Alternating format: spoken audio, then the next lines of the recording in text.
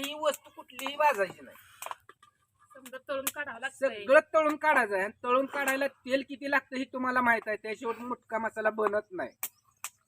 पण तुमच्या भाज्या रगेल. नमस्कार बहिणींनो, तर आता मसाल्याची तयारी चालू केली आहे.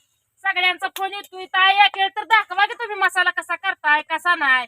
कांदा इथं अवघा समजा भाजून घेतलाय, तळून किसून तळून घेतलाय. लागणार साहित्य तुम्हाला इथं थोडं थोडं घेतलंय मी दाखवायला काय काय आहे काय काय नाही. मिरची तेवढी इथं नाही बरं का, तर बाकीचं सगळं मी थोडं थोडं घेतलंय. मसाला तर कसा आहे बघा, एकदम क्वालिटीचा मसाला आहे बहिणीनं. मेन आपलं खोबरं बघा कसं आहे कसं नाही आहे का. खोबरं क्वालिटीचं समजा काय असेल ते चांगलं आहे. तुमचं आशीर्वादानं असंच चालू आहे. असंच येऊ द्या ऑर्डर भरभराटून. मसाला जाऊ द्या बाहेर लांब लांब.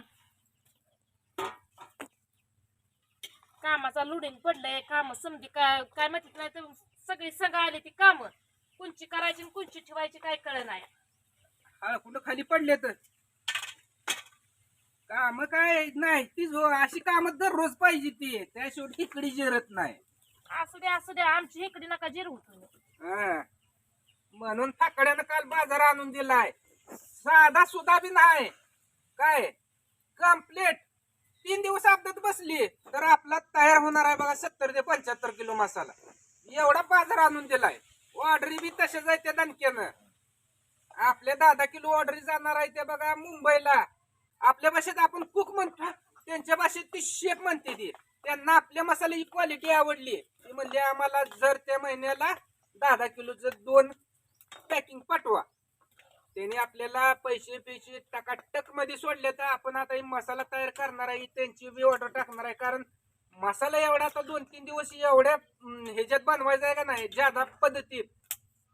बाय मग आता उठली नाही पाहिजे चुली मोरणं, सारखी भाजतच बसली पाहिजे. मग काय झालं भाजत बसली म्हणून. काम आहे तर तू आम्हाला, मी काय कामाला भीती काय. तुम्हाला भांडाय भेट नाही म्हणलं कामाला भेटणार आहे का. आणि खोबरं जे आहे म्हणता असं दाबलं तर हाताला तेल लागतंय. अशा क्वालिटीचं खोबरं आहे. वापरायचं साहित्य तर टकाटकन खटाखटच वापरायचं. 1 नंबर. नाद करायचं नाही मसाल्या बाबतीत, क्वालिटीच. आणि आपला मसाला बरं का खाल्ल्यावर जळजळ किंवा पोटात पोळणं असले काय साईड इफेक्ट होत नाहीत.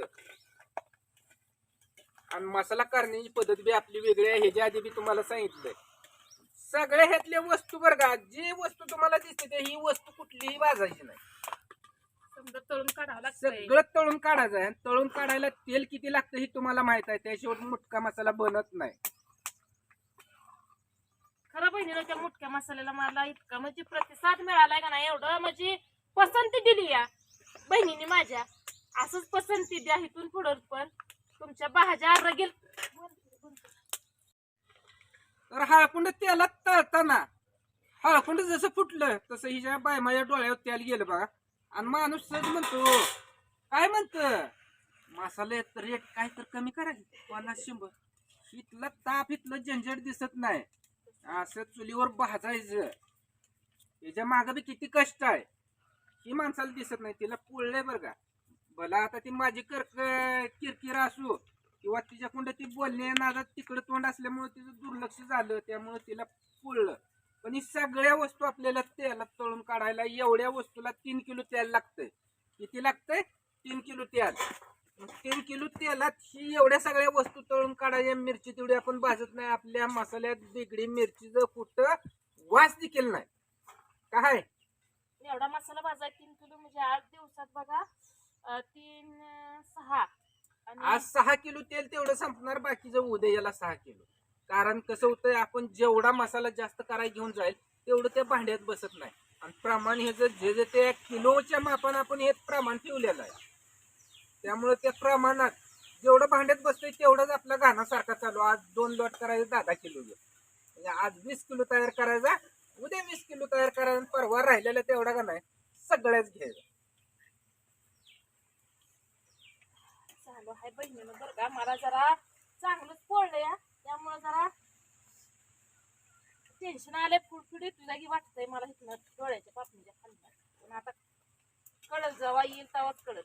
तेव्हा काय कळणार नाही.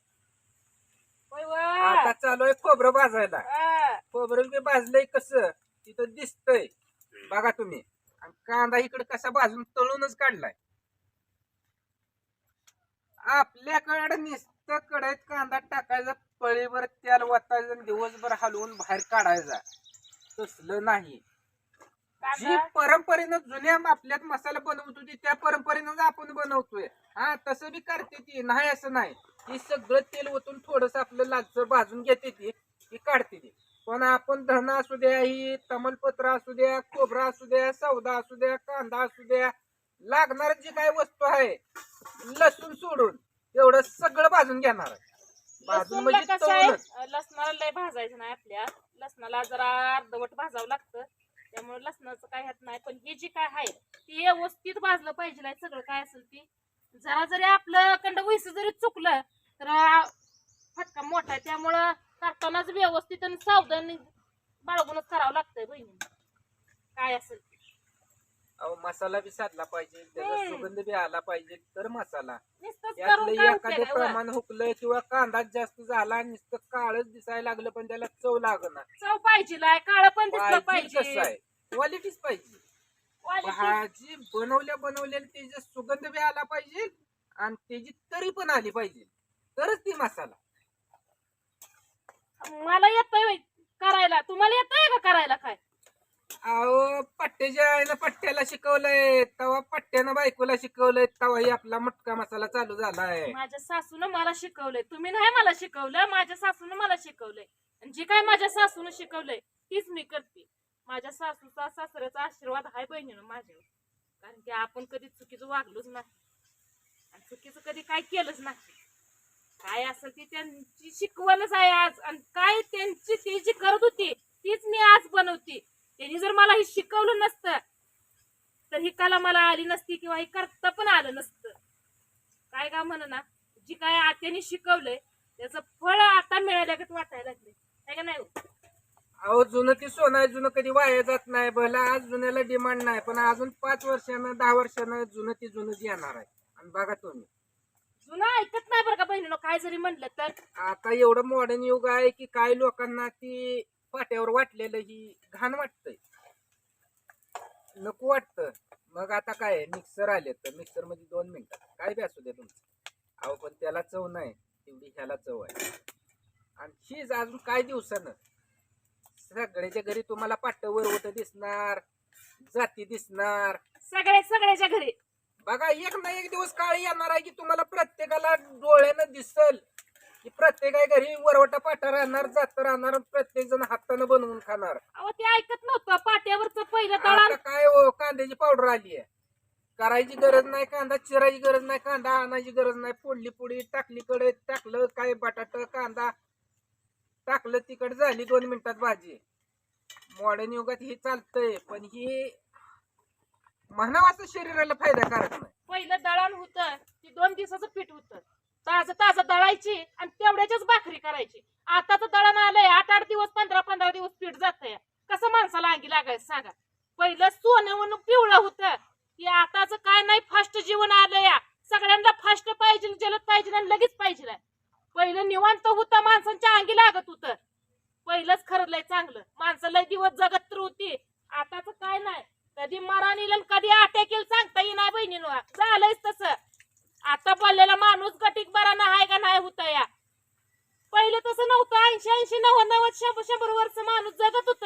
आता 70 गाठ नाही, 50 गाठ ना माणूस. अहो त्यावेळेस ती पौष्टिक खात होता. रानातली पात्राची भाजी असू द्या, पालक असू द्या, आमटीची भाजी, रानटी आमटीची भाजी ती करून खाल्लेली माणसं आज 80-80, 110 वर्ष जगली ती.